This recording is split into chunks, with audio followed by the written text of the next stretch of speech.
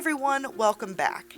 In the last video, we went over the basics of photography in Infinity Nikki, mainly lighting and composition. If you haven't seen that video, you might find some useful information in it, and I'd recommend watching that one before this one. I'll leave a link to it here. Today, we're going to talk a bit more about different editing styles and how you can take your photos from looking flat to really popping off the page. A lot of you requested this, and I really appreciate all of you who took the time to leave your thoughts. Seriously, you guys are awesome. I can't thank you enough. And just to quickly mention, we are only about 20 or so people away from hitting 1,000 subscribers, so if you liked this video or you learned something here today, I would love it if you would subscribe so you can be here for the next one too. I'm working really hard on this channel and it would just mean the world to me to finally be able to hit that milestone. But okay, all that said, let's jump right into the video. I thought a good way to start would be to kind of show two different extremes in terms of editing, and then I'll show you my style specifically.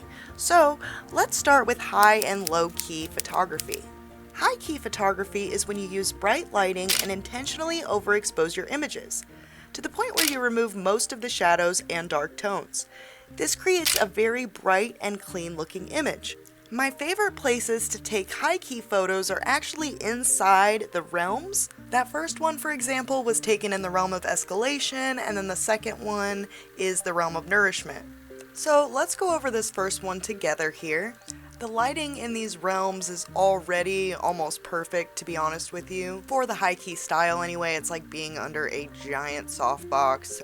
It's just really nice. Now, in order to get that nice cloudy background for Nikki, we had to back all the way off and then put our focal length all the way up. I've also taken my aperture to, I think, 1.2 or 2.6, something that's going to give me a very shallow depth of field. And then all we've really done in terms of editing on this is boosting the contrast quite a bit. We've also took up the soft light intensity and range a little bit. It just makes the lighting a little bit softer and gives you that kind of glowy effect. You also want to make sure that your shadows are boosted up quite a bit if you're going for this high key look. Just keep in mind that yes, high key photography is intentionally overexposed, but you don't want to go too crazy with your highlights. So if you need to, go in and do some micro adjustments just to make sure you're not too far on one end or the other. Keep in mind too that the different realms do have different lighting, so think about that when you're choosing which one to go to.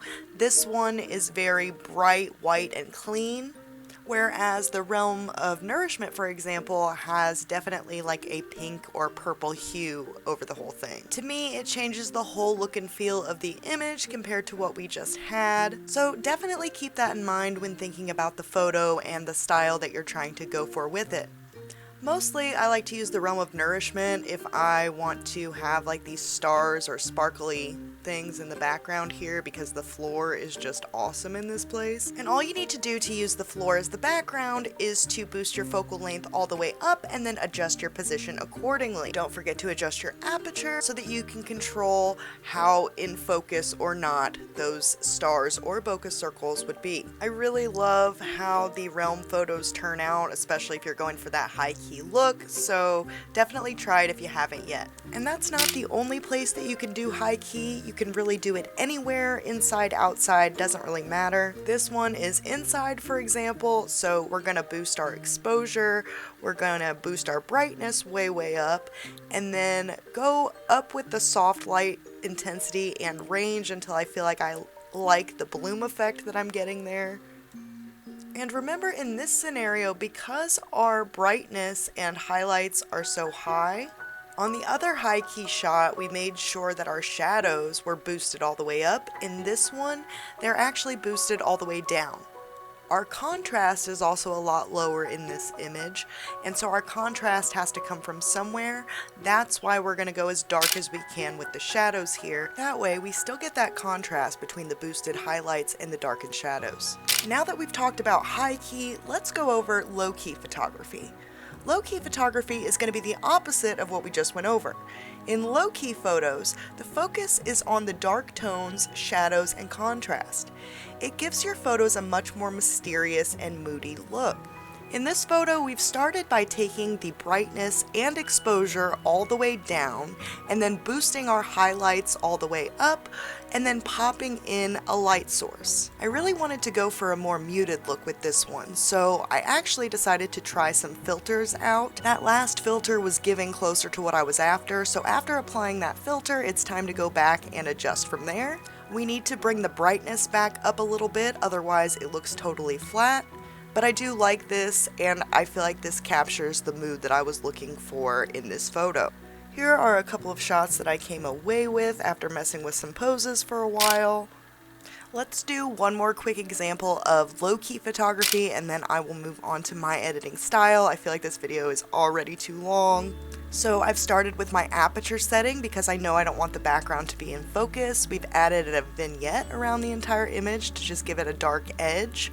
We've taken our exposure all the way down and then taken our highlights to about the midpoint and our shadows all the way down as well.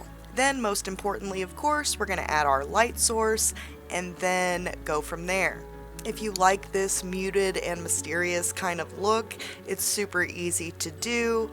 I did feel though that this was looking a little bit flat for my taste, so I did go back and adjust the soft light intensity a little bit, the light source itself, and then I boosted up the contrast and then the brightness just a little bit more to get something that I was more happy with.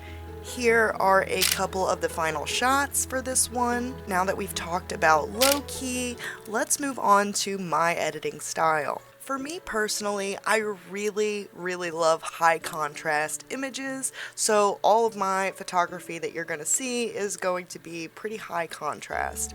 For this one, it's dark outside, I've got my contrast boosted all the way up, my highlights almost all the way up, and my shadows all the way down. When we are choosing a light source, we want to make sure that it doesn't flatten Nikki out. As you can see, the difference between these two right here, one makes Nikki look flat, the other one gives it a bit more dimension. After I've settled on the light source, I'm going to go back to do little tweaks like aperture, light intensity, brightness, highlights, and even some more contrast. And here are a couple shots from this shoot that I really liked. For this next one, thank you so much for the person that left this lantern here. I don't have one of my own, so I really appreciate these. So the first thing I do here is to adjust my focal length and then decide on a pose for Nikki. Then, of course, I'm going to add my lighting, which is going to be the most important part, and then adjust from there. Once that's done, I'm going to adjust my aperture a bit more, and then of course boost my contrast and my highlights, as well as adjusting my exposure slightly and boosting up my natural saturation a bit with some slight tweaks to highlights, shadows, and exposure. Then I go back to the lighting tab, make sure the light that I had is the best one for this shot, and boost that intensity just a bit. Since I really like the blue and orange here, I thought that I would try a filter to see if it makes those colors pop a little bit more. And these are the photos that we came away with. Because this video is getting a bit long, here are some quick before and after photos just to really drive home the importance of editing. Even if it's just a little goes a long way. Even the slightest adjustments can really just take your photos to that next level. Let's go over one more example a little bit more in depth using one of my favorite props in the game, and that is this giant mushroom picnic blanket. Not only is this thing gorgeous and whimsy and fairy tale like, it is so versatile for taking photos. It really looks amazing at all different times of day, and each of these photos gives off a totally different vibe. Let's go over a few of my favorite shots with this prop more in depth. That way you can see exactly how these different looks can be achieved. Okay, so let's start with one where the time of day is right before sunset, and the mushroom actually glows at this time. I've also taken a before photo so we can see what it looks like after. I start by adjusting my aperture to blur the background and then adjusting for my contrast, highlights, and shadows. Then I go in to add a fill light to Nikki to kind of separate her from the background a little bit. And then after I've added that lighting, I'm going to go back to make those micro adjustments, bring down the saturation a little bit, and make sure the lighting and my highlights are not too overexposed. Just for reference, here is that before photo, and then the after photo. This actually is my favorite time of day to take pictures with this prop, so let's quickly do another one just to kind of show a different pose. We've kept the same settings as before, but this time we are going to add that ambient light to Nikki. I absolutely love the edge light that light source gives her all around. Then all I've done is taken the shadows and made them a little bit brighter and the contrast a little bit darker. Here's the shot a little bit closer in so you can see the before and after. Keep in mind that when you're trying to go for this particular lighting in the shot, you only have a short time to get these photos as you lose that golden hour light rather quickly. Also remember that camera and model position in relation to your light source really matters. In the previous shots, we have the sun coming in from the right side. If we move Nikki and our camera to have the light source come in from behind, because the sun is about to set, the light becomes very soft. You can even see some nice sun rays peeking through the mountains and the top of the mushroom. Here is that before and after photo just to really show you how much of a difference editing really does make. I was loving this shot, but I thought it would be more successful if I just moved the camera up like an inch. This allowed me to still keep my general lighting the same, but it actually does separate Nikki from the background a little bit more, so I thought it was a little bit more successful. Even during the day when the mushroom is not glowing, it still looks really cool for photos. For this shot, we've brought our contrast up and our shadows down a little bit. We have added a light source to Nikki. Then I've gone back to adjust the soft light intensity, a little bit of the brightness and contrast, and the saturation a bit. Here is that before and after shot. Alright, and that's all I have for you today, guys. I hope you found this video useful. Please, as always, let me know your thoughts in the comments below. I would love to hear what you thought.